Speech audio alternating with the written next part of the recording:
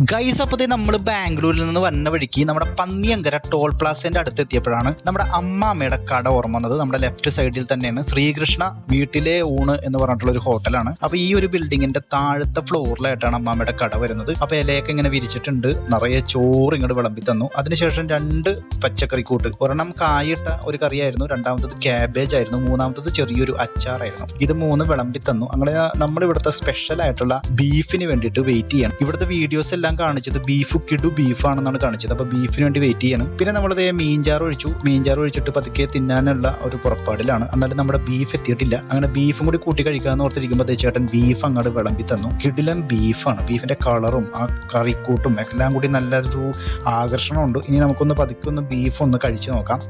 അങ്ങനെ ഞാൻ ബീഫ് കുറച്ചെടുത്തിട്ട് നമ്മുടെ ചോറിലേക്ക് അങ്ങോട്ട് പുരട്ടി, ചോറിലേക്ക് അങ്ങോട്ട് ഇളക്കിയിട്ട് നന്നായിട്ടൊരു ഉണ്ട പിടിച്ചിട്ട് കഴിക്കാനുള്ളൊരു തയ്യാറെടുപ്പിലാണ്. അങ്ങനെ ബീഫ് എടുത്തിട്ട് പതുക്കെ ഞാൻ അങ്ങോട്ട് കഴിച്ചു നോക്കി. ബീഫ് ഉഗ്രനാണ്. ബീഫ് ചോറും കൂട്ടി കഴിക്കാനായിട്ട് നല്ല ടേസ്റ്റ് ഉണ്ട്. ബാക്കി കറികളൊക്കെ എനിക്കൊരു ആവറേജ് ഫീലാണ് കിട്ടിയത്.